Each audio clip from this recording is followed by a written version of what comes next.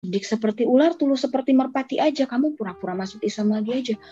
Kan akhirnya saya pura-pura lagi, saya mengucap syahadat lagi gitu. Namun hati saya itu nggak damai sejahtera. Setiap hari saya nangis. Saya dipaksa sholat ya. Sholat, tapi hanya bisa mengikuti gerakannya. Waktu itu lagi booming lagunya Tracy Trinita yang ku mau cinta Yesus selamanya. Saya sholat, tapi hati saya menangis. Saya cuma bisa bilang, aku mau cinta Yesus selamanya Tuhan. Aku nggak tahu bagaimana. Akhir minggu gitu, tahu-tahu tante saya dengar, kok kamu setel lagu Kristen? Di situ mereka sudah mulai curiga. Sampai akhirnya lama-lama saya mengaku, ya saya sudah jadi Kristen, saya sudah dibaptis. Sejak saat itu, mulai saya disiksa lagi. Itu sekitar tahun 2003, saya diseret, saya dipukul, bahkan tante saya bilang, darahmu itu kalau tante curahkan halal buat tante. Saya terus terang mengalami tekanan psikis, lelah waktu itu karena harus bolak-balik kan ke Jogja Solo, karena nenek saya waktu itu udah pindah di Solo. Jogja Solo, saya capek. Saya menggerutu, semua keuangan di transfer ke tante saya nggak boleh pegang uang, saya benar-benar dibatasi. Saya dilahirkan dari seorang muslim, sebagai seorang muslim, punya tetangga, karena kakek saya hakim, nenek saya jaksa, jadi kami sering berpindah-pindah. Waktu itu saya ingat saya di Purwokerto, sampai di depan ada buku terbuka, ada suara Rika, baca Matius 6, 9 sampai 13.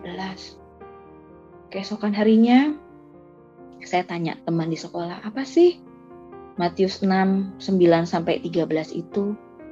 Kebetulan dia bawa Alkitab karena hari itu hari Jumat, hari ibadah kan kalau anak sekolah itu. Dibilang, oh ini nih. Dia tulis, aku tulisin ya di kertas. Isinya ternyata doa Bapa kami. Sejak saat itu sebelum saya mau tidur, saya selalu baca, Bapa kami yang ada di surga, dikuduskanlah namamu. Datanglah kerajaanmu, jadilah kehendak-mu di bumi seperti di surga. Lalu saya lipat, saya taruh di samping selip-selipan antara kasur dan tempat tidur itu.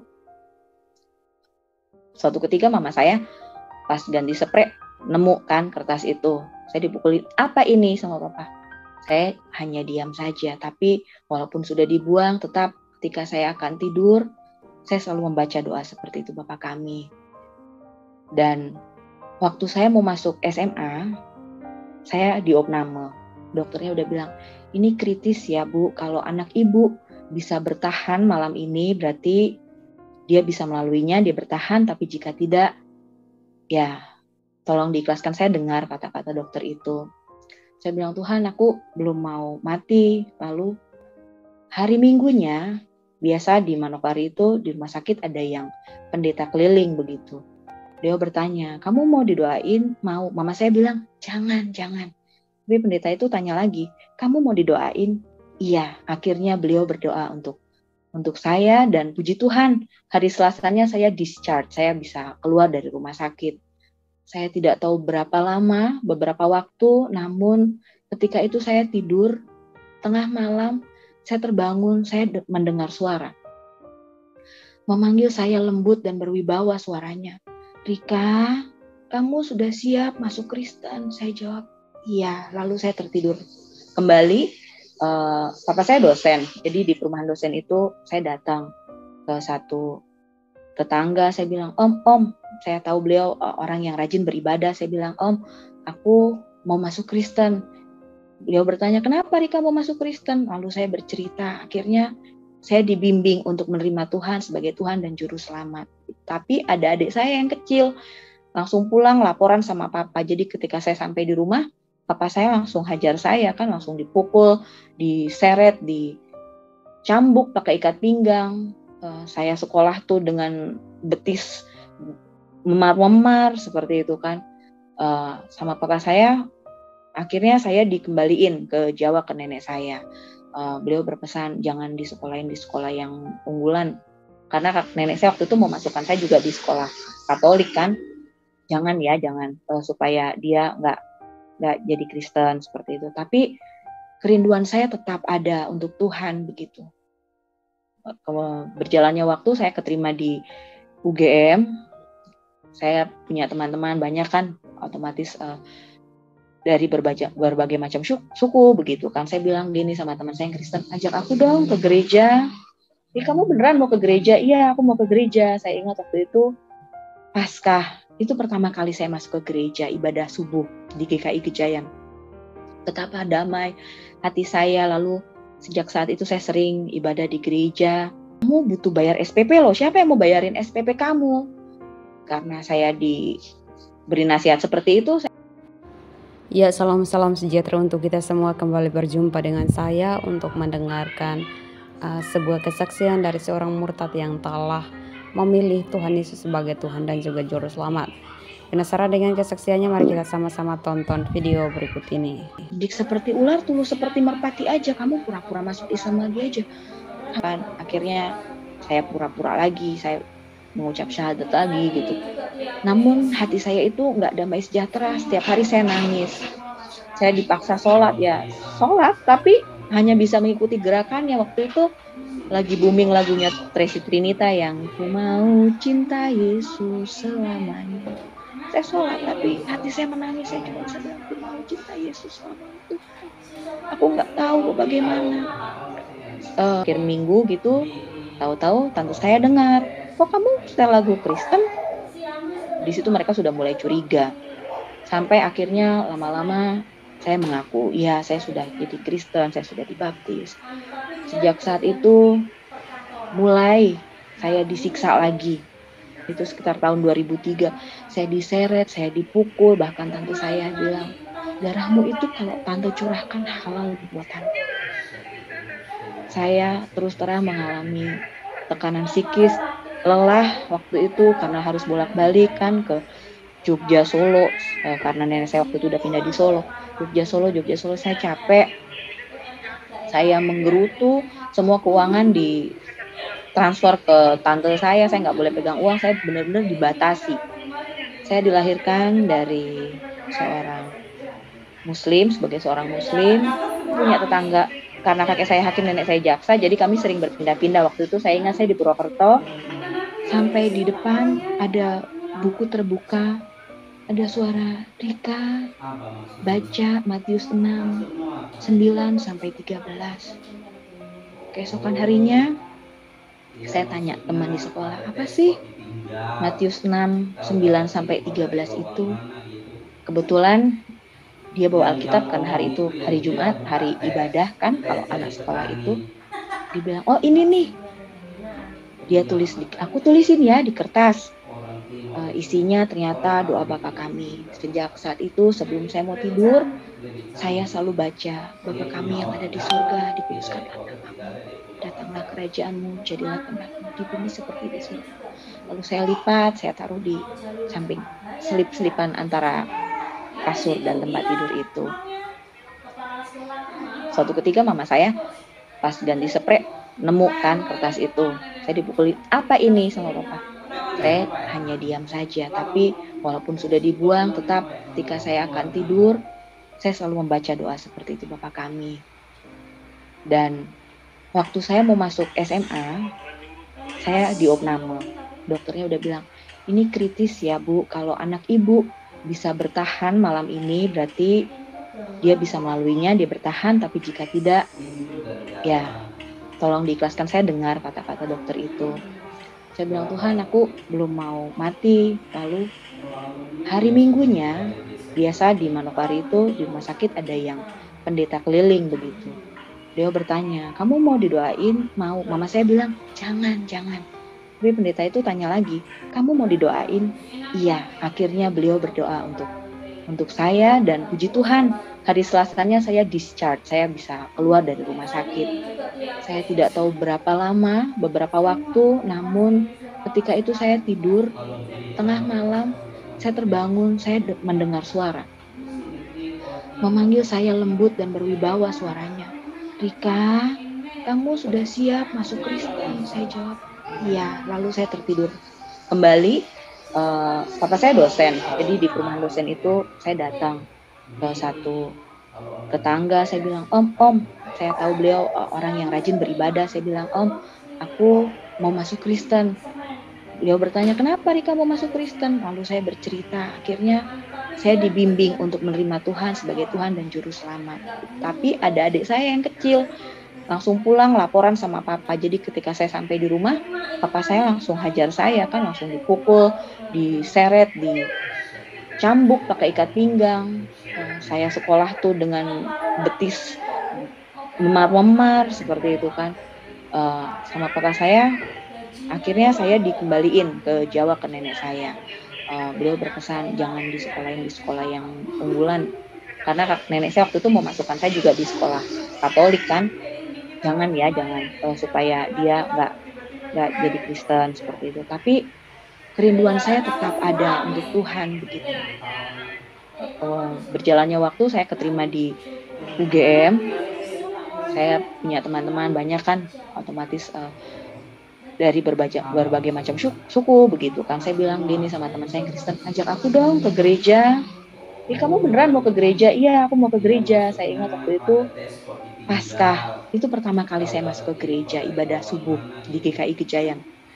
Betapa damai hati saya. Lalu sejak saat itu saya sering ibadah di gereja.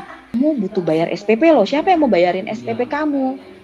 Karena saya diberi nasihat seperti itu, saya bilang, ya sudah, nama saya Erika. Sementara ini saya berdomisili di Timika, namun akan bergerak pindah ke Nabire minggu depan. Ya, saya mau bersaksi bagaimana Tuhan menjamah hidup saya, bagaimana saya bisa mengenal Tuhan sebagai Tuhan dan Juru Selamat saya.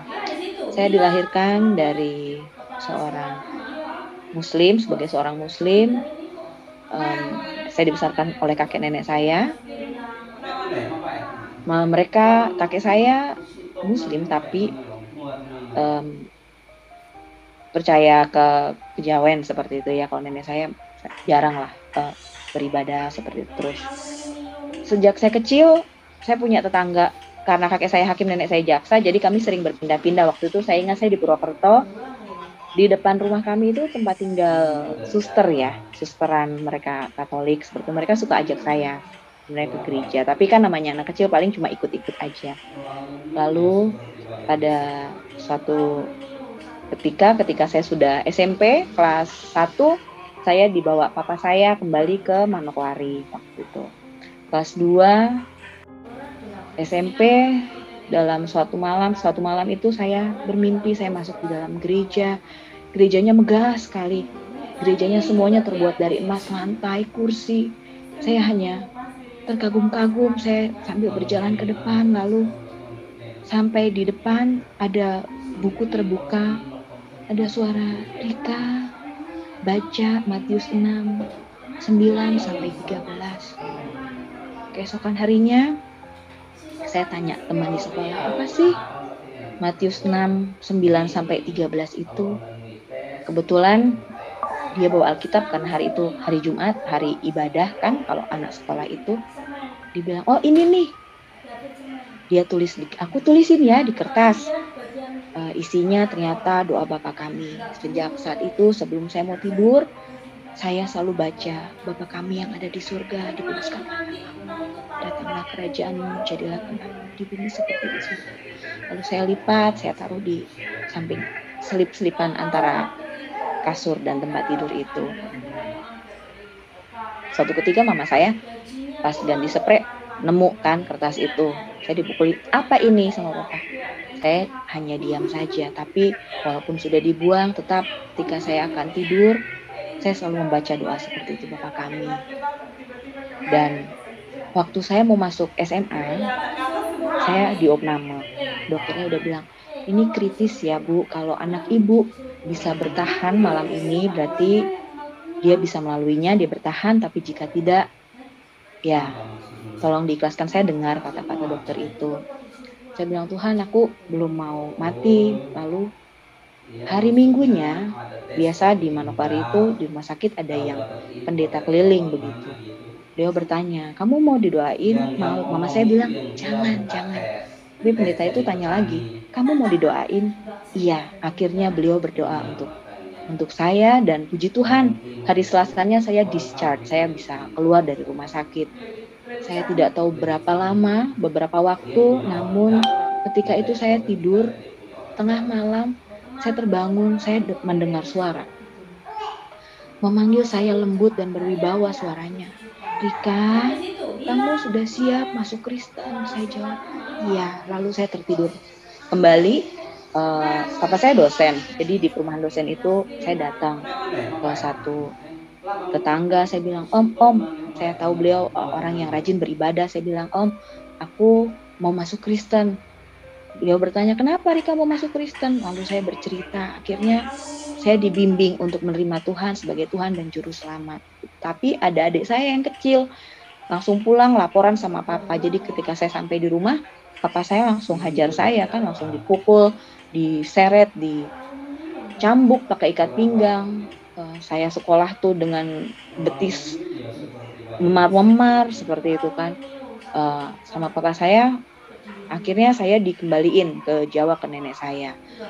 Beliau berpesan jangan disekolahin di sekolah yang unggulan, karena nenek saya waktu itu memasukkan saya juga di sekolah Katolik kan. Jangan supaya dia nggak jadi Kristen seperti itu. Tapi kerinduan saya tetap ada untuk Tuhan begitu. Berjalannya waktu saya keterima di UGM. Saya punya teman-teman banyak kan, otomatis dari berbagai macam suku begitu kan. Saya bilang gini sama teman saya Kristen, ajak aku dong ke gereja. Kamu beneran mau ke gereja? Iya, aku mau ke gereja. Saya ingat waktu itu Paskah, itu pertama kali saya masuk ke gereja ibadah subuh di GKI Gejayan. Betapa damai hati saya. Lalu sejak saat itu saya sering ibadah di gereja, ikut teman-teman di gereja sampai saya memutuskan untuk menerima Tuhan. Saya baptis. Keluarga saya masih belum tahu. Dulu zamannya Walkman kan, jadi saya suka dengar lagu rohani di situ. Pas saya pulang setiap akhir minggu gitu, tahu-tahu tante saya dengar, kok kamu setel lagu Kristen? Di situ mereka sudah mulai curiga. Sampai akhirnya lama-lama saya mengaku, ya saya sudah jadi Kristen, saya sudah dibaptis. Sejak saat itu mulai saya disiksa lagi. Itu sekitar tahun 2003. Saya diseret, saya dipukul, bahkan tante saya bilang, darahmu itu kalau tante curahkan halal buat tante. Saya terus terang mengalami tekanan psikis, lelah waktu itu karena harus bolak-balik kan ke Jogja, Solo, karena nenek saya waktu itu udah pindah di Solo. Jogja, Solo, saya capek. Saya menggerutu, semua keuangan di transfer ke tante saya nggak boleh pegang uang, saya benar-benar dibatasi. Saya bilang ke penatua gereja, ini bagaimana? Saya keadaannya seperti ini. Mereka bilang, ya udah, kamu cerdik seperti ular, tulus seperti merpati aja. Kamu pura-pura masuk Islam lagi aja. Kamu butuh bayar SPP loh. Siapa yang mau bayarin SPP kamu? Karena saya diberi nasihat seperti itu, saya bilang, ya sudah, gitu kan. Akhirnya saya pura-pura lagi, saya mengucap syahadat lagi gitu. Namun hati saya itu nggak damai sejahtera. Setiap hari saya nangis. Saya dipaksa sholat, tapi hanya bisa mengikuti gerakannya. Waktu itu lagi booming lagunya Tracy Trinita yang Ku mau cinta Yesus selamanya. Saya sholat, tapi hati saya menangis. Saya cuma bisa bilang, Ku mau cinta Yesus. Aku nggak tahu bagaimana. Waktu mau balik ke Jogja, saya minta uang kan untuk naik kereta. Sebenarnya rumah dengan stasiun itu tinggal nyebrang jalan, tapi karena saya menggerutu, saya bilang, Tuhan, aku capek kayak begini, aku dipukulin terus, aku dimarah-marahin terus, aku bunuh diri aja ya. Nah, kan aku kesayangannya mereka, aku cucu pertama, mereka tuh paling sayang sama aku, biarin, kalau aku mati biar mereka menyesal. Saya menggerutu sampai akhirnya stasiun itu lewat jauh gitu loh. Saya putuskan, oke lah, saya kalau gitu naik ini aja deh, naik bis aja. Saya ke terminal akhirnya. Terus saya duduk, saya naik bis patas. Biasanya kalau bis patas kan nunggu waktu keberangkatan aja. Jadi saya bilang, Tuhan, aku mau duduk ya di sini, aku nggak mau ada yang nemenin. Pokoknya aku mau mikir, aku mau bunuh diri pakai silet, aku mau bunuh diri pakai gantung diri, atau aku mau minum racun. Pokoknya jangan ada yang duduk ya di sebelahku.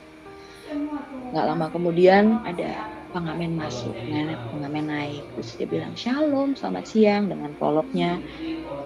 Saya lihat, kok ngomongnya Shalom. Saya lihat hanya ada beberapa kepala, dan itu tertutup semua peci dengan jilbab begitu. Kepala aku doang nih yang nggak ada tutupnya. Lalu dia bilang, ya sambil menemani, mengisi waktu, saya akan menyanyikan lagu. Lalu pengamen itu bernyanyi, Tuhan menetapkan langkah-langkah orang yang hidupnya berkenan kepadanya. Apabila ia jatuh, tak akan tergeletak.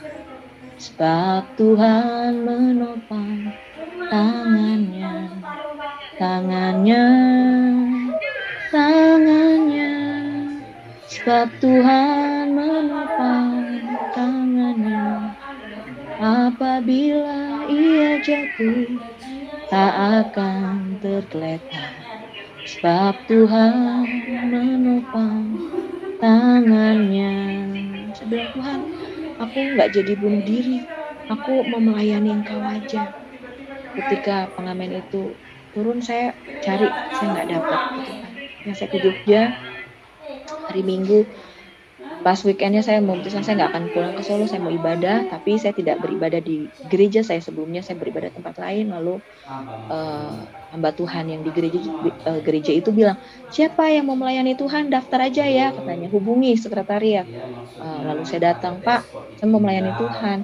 Mau melayani Tuhan apa? Saya nggak tahu. Pokoknya saya mau melayani Tuhan aja. Oh, oke. Lalu diminta nomor handphone saya. Kamu tunggu aja ya telepon. Oh, baik. Waktu itu saya bilang, oke, baik. Saya bilang. Saya menunggu sekitar 1 bulan, 1 siang tiba-tiba ditelepon, oke, kamu kemasi baju kamu ya, sekarang kamu pergi sekolah misi. Sejak saat itu saya melayani Tuhan. Hubungan dengan papa saya benar-benar menganggap saya mati. Semuanya di-cut, semuanya dilepas, nggak boleh ada yang berkomunikasi dengan saya. Sampai akhirnya mama saya sekitaran tahun 2008 kontak saya, ayo dong kamu pulang. Dibujuk akhirnya saya pulang, tapi ternyata ya itu hanya untuk mengikat saya. Saya nggak boleh ibadah di gereja, saya nggak boleh ya melayani, apalagi terlebih lagi kan seperti itu. Sampai pada akhirnya mereka, udah kamu nikah aja. Ya saya nggak mau waktu itu kan, nggak, saya nggak mau. Kebetulan tahun 2013 papa mau berangkat ke Belanda, jadi saya harus sama mama harus ke Manokwari balik. Saya ingat sekali itu saya mau ulang tahun, saya bilang, Tuhan, aku rindu ingin melayani Engkau lagi, tapi Engkau tahu Tuhan, aku nggak bisa ke gereja, karena papa sudah memberi ultimatum, kamu nggak boleh ada Alkitab, nggak boleh nyanyi lagu rohani. Sebelum papa saya sholat jam 4:30 ke masjid beliau, saya harus sudah baca Alkitab, jam 4, gelap-gelapan. Di situ saya, oke, karena nggak boleh baca Alkitab, nggak boleh ada Alkitab secara fisik, tahun itu zamannya BB, jadi saya baca Alkitab elektronik di BB. Sebelum papa berangkat, saya sudah baca firman Tuhan. Saya bilang, Tuhan, aku rindu melayani Engkau. Bagaimana caranya Tuhan aku melayani Engkau? Aku nggak bisa ke gereja. 3 hari kemudian Tuhan jawab. Datang seorang ibu, bilang sama mama, bagaimana? Boleh nggak Rika ngajar di PAUD? Akhirnya saya ngajar di PAUD, dan semua orang akhirnya tahu. Yang Kristen dulu mengira ketika saya kembali ke Manokwari, saya sudah kembali Muslim. Yang Muslim pun seperti itu, mengiranya saya sudah kembali Muslim. Mereka semuanya gempar.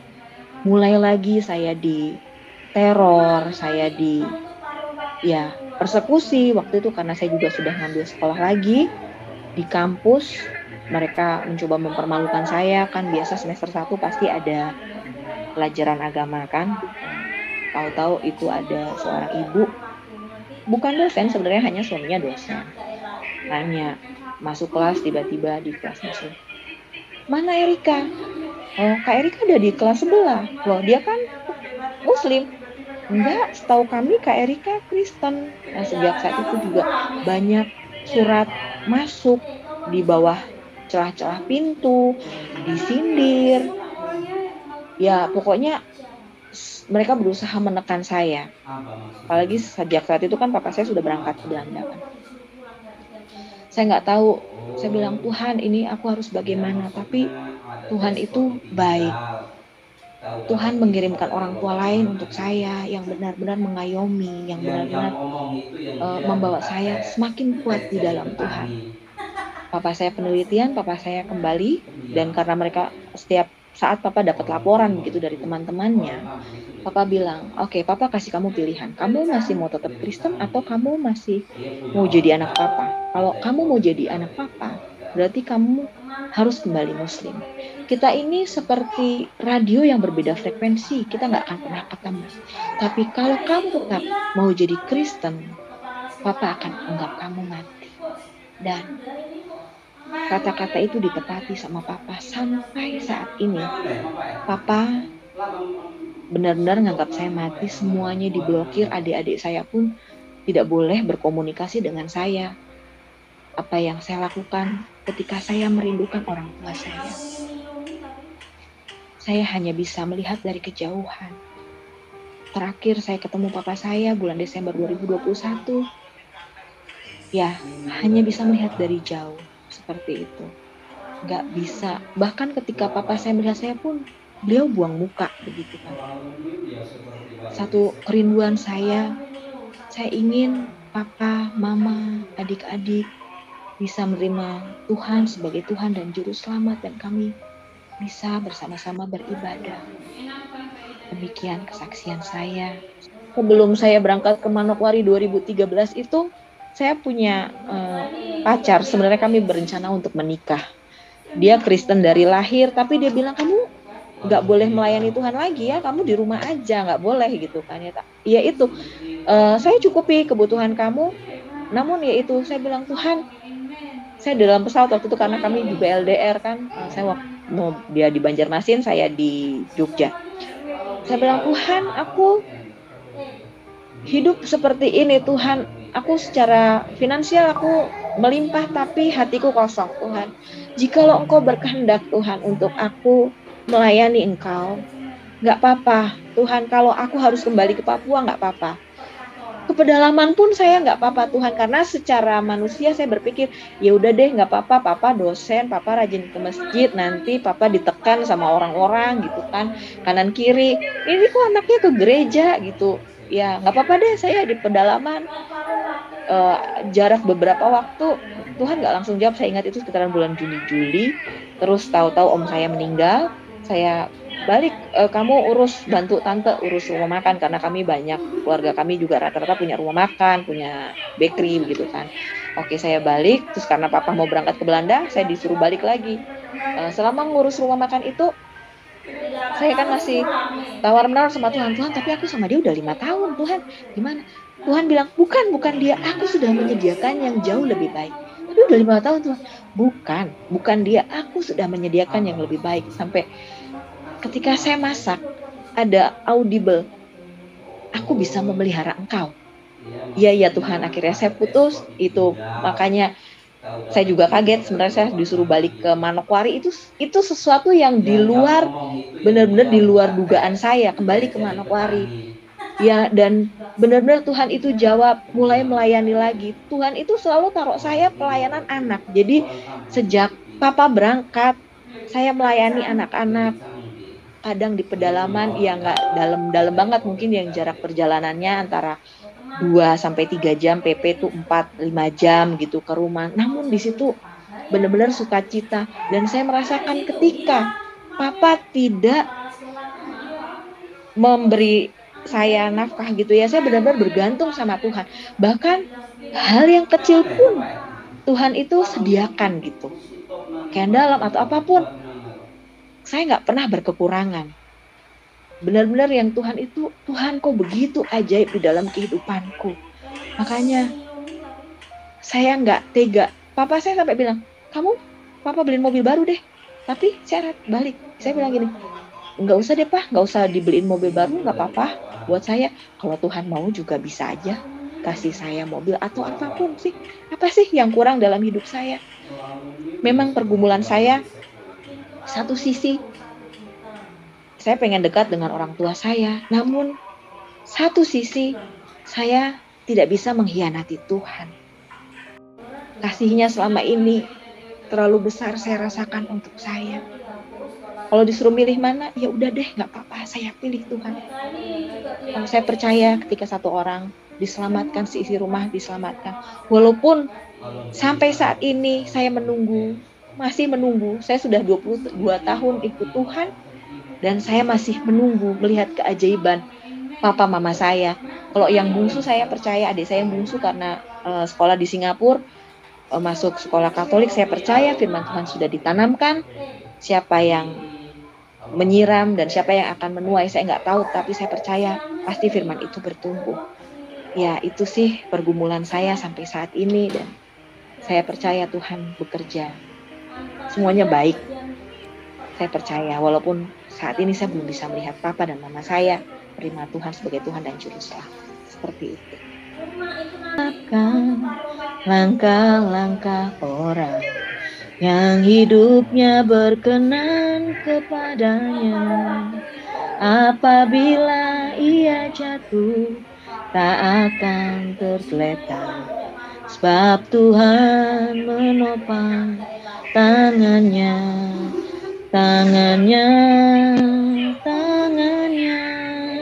sebab Tuhan menopang tangannya, apabila ia jatuh tak akan tergeletak, sebab Tuhan.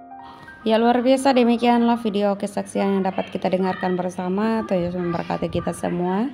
Dan terima kasih juga buat semua yang selalu setia dukung dan juga support channel kami.